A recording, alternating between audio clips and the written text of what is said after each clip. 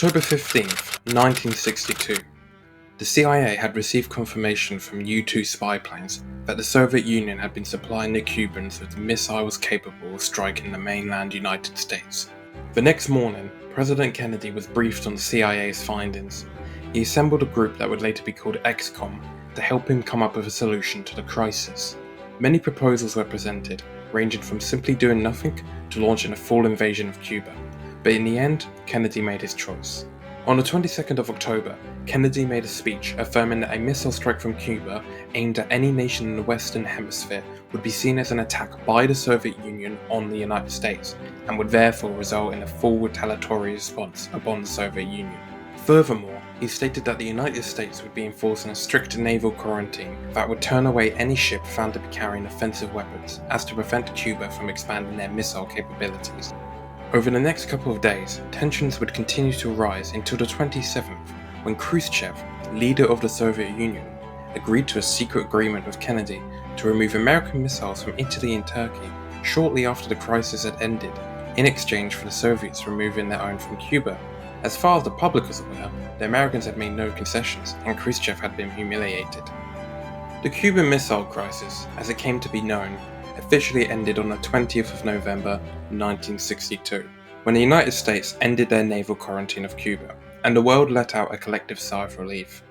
However, 40 years later, the world would learn that the crisis had come closer to complete disaster than most were aware of. On the 27th of October 1962, a Soviet submarine designated as B-29 had been detected near Cuba by the Americans, who proceeded to send depth charges against the sub.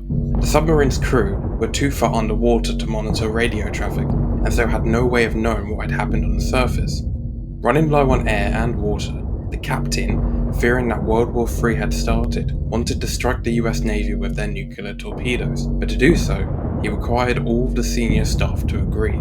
The captain and political officer voted in favour of the attack, but the chief of staff, one Valery Arokov, refused to attack and therefore spared the world from another world war. But what if there was no Valery Arokov? What if Kennedy or Khrushchev were more confrontational? What if the world really did suffer a war to end all wars? Well, I think I might have an idea. We knew the world would not be the same.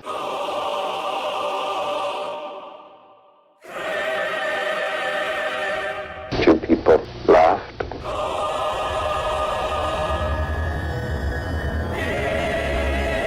Two people cried. Now I am become death, the destroyer of worlds.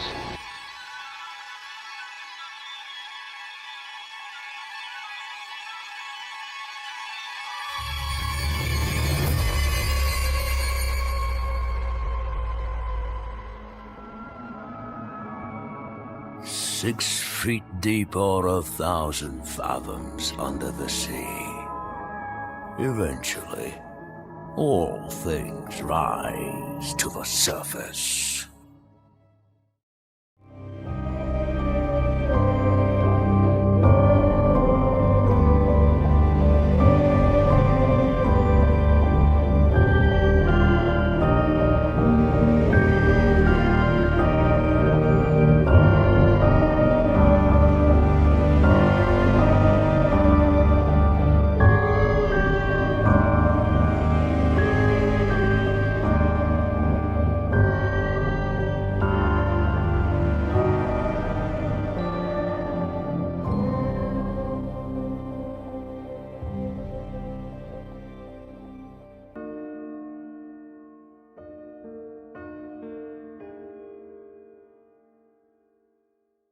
Spoiler warning, this video will cover the plot of the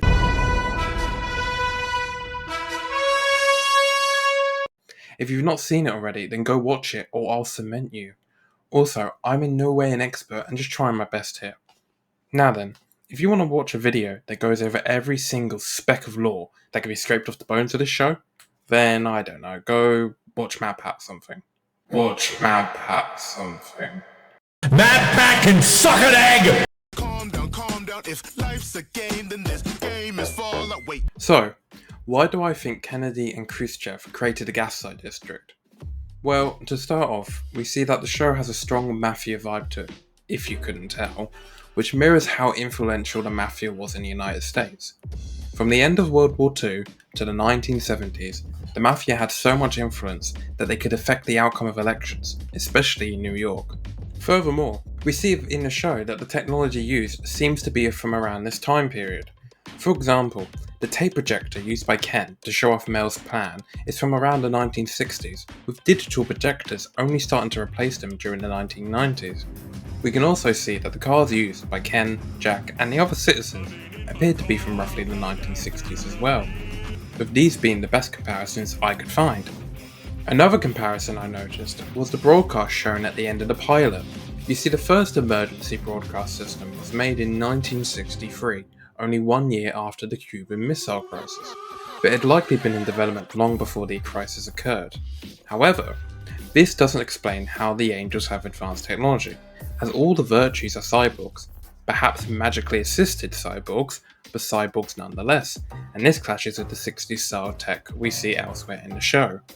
So, my theory is that the general anarchy and decay of the Gaslight District prevented technological progress, while the Angels, or at least angel-aligned sinners, continued to develop technology over thousands of years, and it has in fact been thousands of years. This is because when Mud meets up with his friend, Joshua! How long has it been? 4,000 years? Actually, 5,245 years, but who's counting? How's my muddy acquaintance, Joshua, he mentions how they haven't seen each other in over 5,000 years, which is more than enough time to develop cyborgs, even with limited resources and infrastructure. Also, it seems like all sides use a form of magic, as seen by Ken's engine description. Thanks to Fretlore for the translation here, please go check them out. Also, Breadhead is literally a yeast golem, which aren't real, yet, so I'll chalk that up to magic as well. Based on all of this, I believe a nuclear war occurred due to the missile crisis going hot, and so humanity was punished for their sins with eternal life and decay. The radioactive fallout likely caused the changes and mutations we see in the Rotlins and Litterbugs, who funnily enough do have analogues in Fallout. You know, watching me back and making sure I don't do anything stupid. We can also see in this picture what is clearly meant to be nuclear bombs, along with a flood which could have happened due to the ice caps melting. Although I'm not too sure about that latter part, as floods are commonly used in religion to represent the end times, so it could simply be that. But I imagine we would get large tsunamis as a result of a nuclear war, so who knows. Where is he? That's right, is Mel human? Now you may think the answer obvious. You may even think that there's no need to go into detail for this.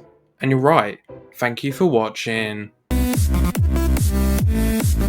Okay, seriously though, there is something wrong with Mel, and I don't mean her choice of reading material.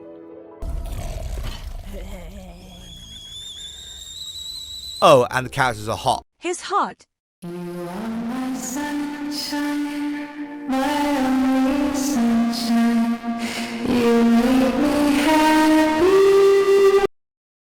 For one, I don't mean to be rude, but her skin seems more zombie-like than that of a human.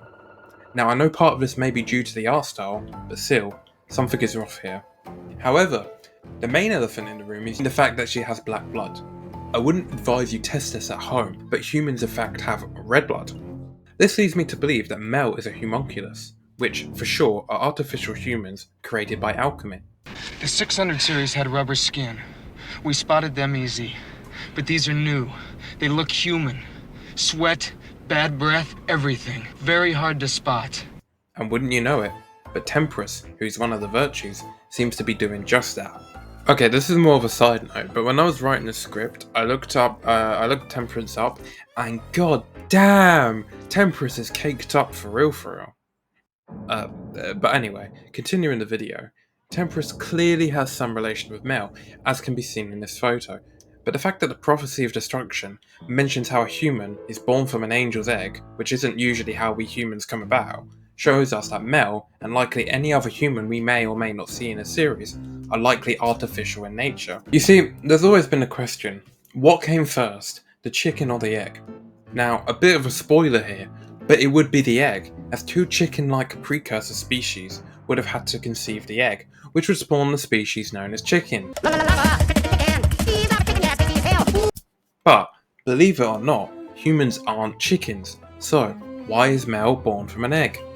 Well, my theory is, since there are no pure humans left to reproduce, the angels used corrupted DNA of rotlings to recreate humanity, using eggs as a way to incubate them.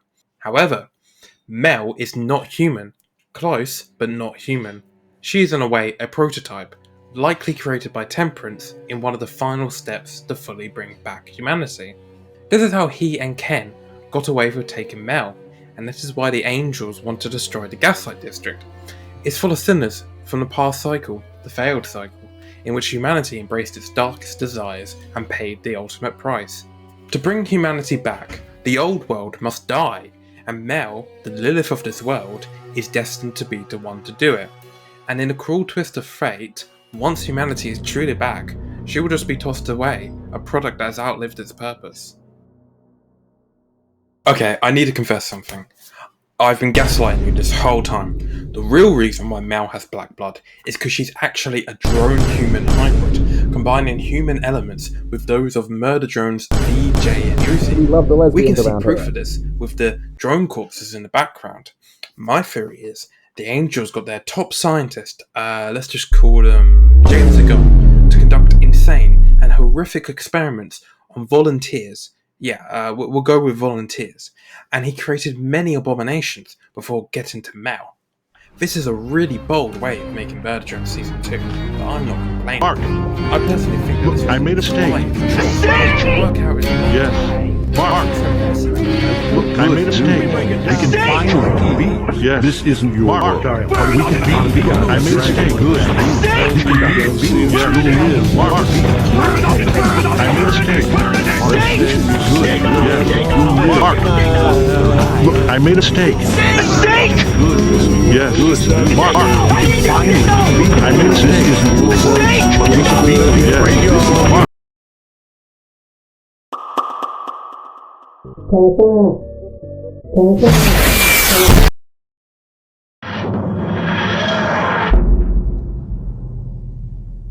Hello, Future Gono here. So since I took too long in making this video, Gidlich has released some new content for the Gaslight District, and it is certainly interesting. Michael! Don't leave me here! Michael! Michael! Help me! But from these photos, this can either go one of two ways. Either I was somewhat right about the fact that Mel is simply the newest in a long line of experiments aimed at bringing back humanity in their purest form, or it is an all-in-the-head moment. It also seems like Mel, or at least a version of Mel, gets into a fight with Mud. Maybe this is because he is revealed to be an agent for the angels. Oh god. Or maybe it's some other reason. Or who knows, maybe they're going for some sort of multiverse of Mel here. But I really hope they don't. One Mel is enough for the simps to lose their minds. Can you imagine what happens if there was an infinite amount of Mels out there? You'd have like an infinite amount of gooners to go along with it. Actually, now that I said it out loud, it doesn't sound like such a bad idea. Get out! Hey, if you're from the future, do we ever stop gooning?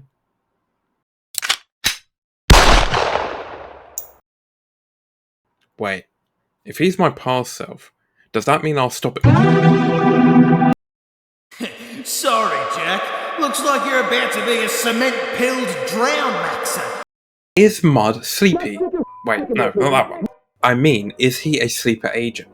You see, sleeper agents, as depicted in fiction, can often be unaware of their task or goal until certain prerequisites are met. So, hear me out. Mud is a trustworthy slime ball, right guys? Wrong! You see, I always thought that there was something wrong, very wrong, about Mud, and I'm not just talking about his skincare, or lack thereof. You see, based on how Joshua interacts with him, and the fact that Diligence's HUD recognises his uniform as out of date, it seems likely that Mudd used to work for the Angels, as one of those dishonoured looking guards. He might have even helped out Ken, who is his younger brother surprisingly, and Temperance to smuggle Mel out of heaven. But given the whole mafia vibes of the show, one probably doesn't just get to walk away from heaven, especially on a bad note.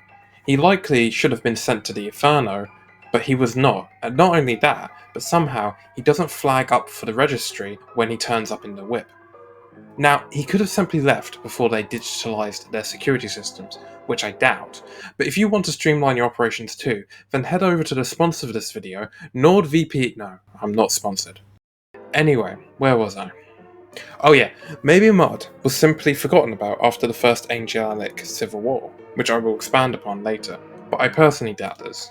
However, you might say, go no, you insignificant. If Mudd was a sleeper agent, then why did he help Mel, Ken, and Breadhead escape? Well, you see, dear viewer, the answer is simple. Let me show you something. I want the ability to have. Alright, here's the plan. No, stop. What do you see that? Or am I going insane? What is that? What am I doing with my life? I could be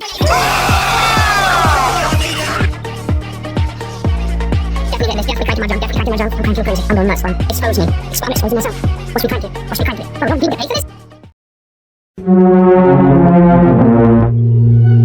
Look, don't blame me. They started this with the brain rot, with the two Among Us references, the Skibbity Toilet AI script thing, and the mentions of 160 tweet. I am not the villain in this story. I do what I do because I'm going to shit yourself. Okay, but seriously though, I believe he's biding his time. You see, Mel loves her family and likes the Gaslight District.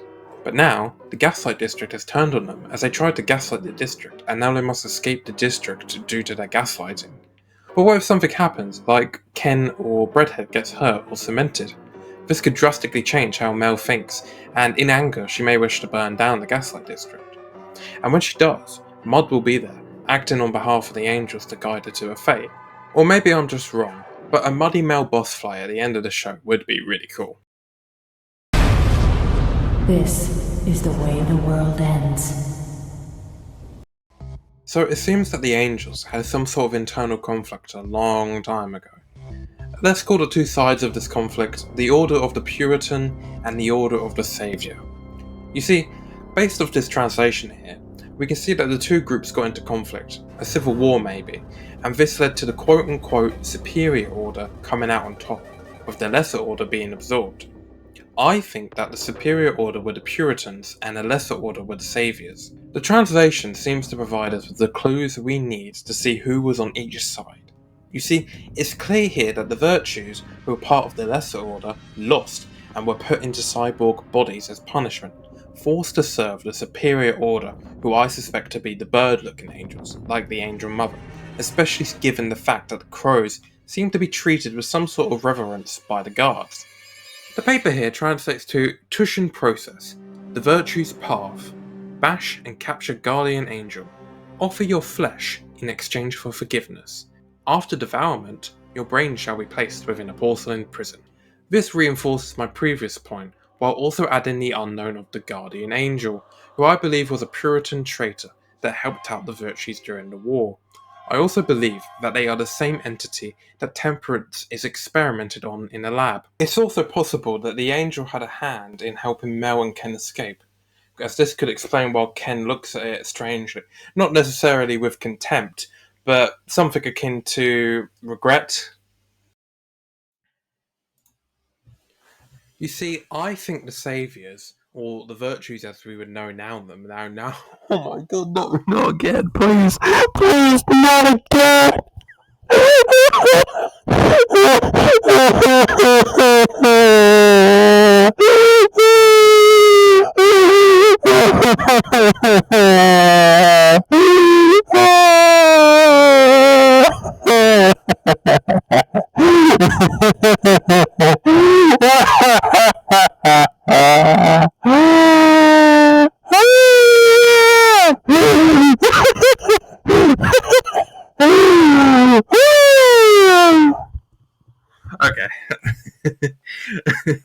I feel better now. You see, I think the Saviours, or the virtues as we would know them now, used to lead a faction of heaven that wanted to take the world as it is and improve it, including the lives of the people in the Gaslight District, or at least, not try to burn them all down.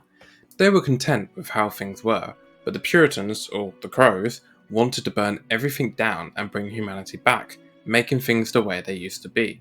The Guardian Angels sided with the Virtues, but they lost and so were confined to a cage, the same way that the Virtues were, just this one didn't have any limbs. It's possible that Temperance switched sides to the Puritans when they saw that the war was going in their favour. The Crow Angels might have seen it ironic to pair the traitors together, hence them being in the same room. This is supported by the description of the lab door, suggesting that they are now working for the Crows to bring humanity back as a way to serve penance. Either way, it's clear that Ken and Temperance have some sort of alliance, as shown by these translations here. The guilt could belong to Temperance, for betrayal, or for simply helping to create the humans that would go on to destroy the Gaslight District. But why would Ken choose to vor Temperance? Well, besides potentially being a pyrocynical viewer, I'm gonna stop you right there. Have you seen inflation? And I'm not talking about the, Hi, I'm black? No. The TTS is like white, so it's easy to notice, but the Twitch is black, so it's harder to notice. Millions dead. No, not Africa! Oh my god, no! No! Wait, hold the fucking presses. Look how easy it is to be racist. Let's continue. He may simply be cleaning up loose ends. Ken might have always wanted to kill Temperance for betraying the Saviours during the unholy Civil War. In fact, Ken being called the Butcher may actually represent his actions during the war itself. This could be why he was sent to the Inferno in the first place, as he was likely on the side of the Saviours. So when Mud, Ken, and Mel were smuggled out of heaven, Ken threatened Temperance to keep his beak shut about all of it, or else he would come back to finish the job that the Puritans started, in reference to Temperance's new body. But since they were in heaven anyway, Ken, ever the brutal pragmatist, decides to make sure Temperance would never be an issue again, by voring him. I personally would have done it differently, but I'm not going to judge. I'm lying. If you made it to the end of this yap sesh, thank you from the bottom of my heart. This was meant to come out ages ago, but I didn't realise how long it would take me to make this. I'll leave all the credits to like things I've used in this video that at least I know of in the description. Make sure to go check them out. Like for the descriptions done by Fretlaw, that really helped out a lot. I also want to say a big thank you to Wuxclaw for making the thumbnail of this video.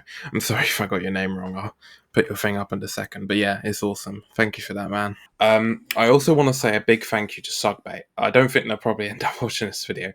But their Sin video is really good. And it's what's inspired me to start making videos like this one and the Analog N one.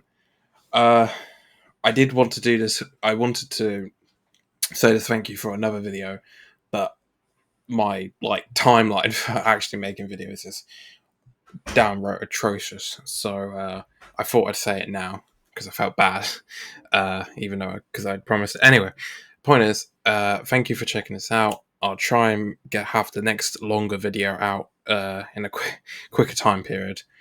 I don't know if anything I've just said makes sense, but anyway. Thank you for watching. Go check out Slugbait, go check out Fretlaw, just check out everyone I put in the descriptions actually. But yeah, thank you for watching, and remember... There's no pleasure in saying it, but you're going nowhere. I walked upon a melancholy hill, where a song echoed from the crescent deep. The weight of family bonds cementing still, the secrets that our fathers chose to keep. We drown all the truths beneath the tide, and launch the boils that fester in the dark. The trust we place in blood has been denied. The soul adrift